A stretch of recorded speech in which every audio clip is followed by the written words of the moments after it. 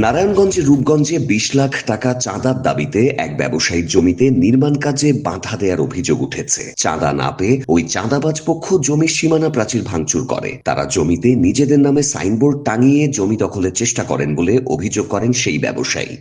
টাকা দিতে হবে, চাঁদা দিতে হবে, 20 লাখ টাকা দিতে হইব। সাইনবোর্ড দিছে, দিছে। ওরা তো এই সম্পত্তির মধ্যে 50% হয়তো পানা হতে পারে। উনি তো আমার 9% পানা হইতো না। আর উনি কিন্তু 17 সালে, আমি কিন্তু আমার ভাই কিনছে মনে করেন 8 সালে। ওনার তো 10 বছর আগে সম্পত্তি অঙ্গ ভোগ দিলে আমরা খাইতাছি।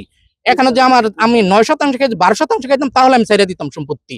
এই ঘটনায় ৯ জনের নাম উল্লেখ সহ অজ্ঞাত আরো ১০ থেকে ১২ জনের বিরুদ্ধে রূপগঞ্জ থানায় লিখিত অভিযোগ দায়ের করেছেন ভুক্তভোগী ব্যবসায়ী মাসুম মিয়া জানিয়েছেন, উপজেলার দাউদপুর ইউনিয়নের লক্ষা শিমুলিয়া মৌজায় ২০০৮ সালে বৈধ দলিলের মাধ্যমে তিনি ৯% জমি ক্রয় করেন। পরে স্থানীয়দের উপস্থিতিতে জমির সীমানা নির্ধারণ করে সেখানে সীমানা প্রাচীর ও পিলার নির্মাণ করা হয়।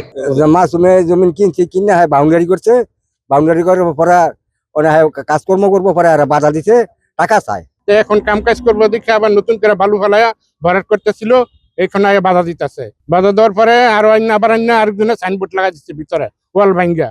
না, 10-15 বছর ধরে মাছ উবে খেতেছে। এই জায়গা 10-15 বছর মাছ উবে খেতেছে। পরে আবার বিচার হওয়ার পরেও সালিশ এই জায়গায় হয়েছে। বিচারটা হয়েছিল ওই যে দাবি জমা সেই জায়গা ফানা, তখন আবার এই বিচার হওয়ার পরেও সীমানা এই মাস্টার গোলদার মাস্টার সাথে ছিল। অভিযোগকারীর দাবি, প্রায় 18 বছর ধরে তিনি জমিটি শান্তিপূর্ণভাবে ভোগ দখল করে আসছেন।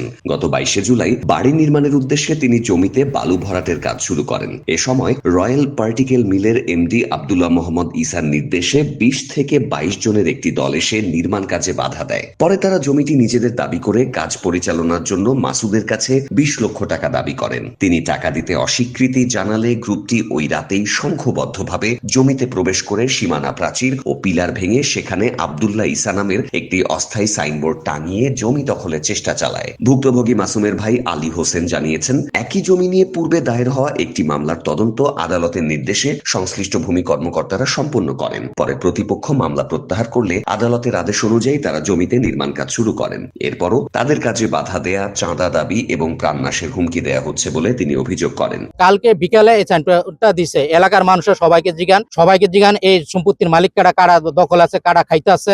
সবাই বলবে মাসুম মিয়া এখানে দখল আছে, সবাই খাইতেছে, সবাই বলছে। এই যে আশেপাশে যারা আছে, হ্যাঁ, সবাইকে জিজ্ঞেস করেন। এখন আমি টাকা না দিলে আমি কাজ করতে পারবো না। এখন আমি চাচ্ছি আমি সুষ্ঠুভাবে এখানে কাজ করার জন্য আমি কোনো চাঁদা দিয়া কোনো কাউকে দিয়ে আমার সম্পত্তির মধ্যে আমি কাজ করব।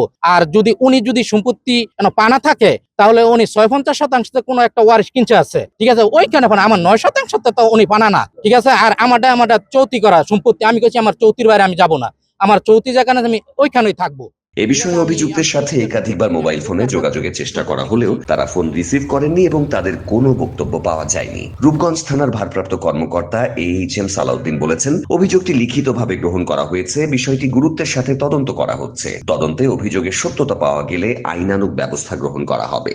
আচ্ছা, যে আমাদের কাছে ব্যাপারে তারা একটা অভিযোগ করছে, আমরা অভিযোগের সত্যতা যাচাই করতেছি। এটা যথাযথ আইনগত ব্যবস্থা নেওয়ার প্রক্রিয়ার দিকে আমরা অগ্রসর হচ্ছি।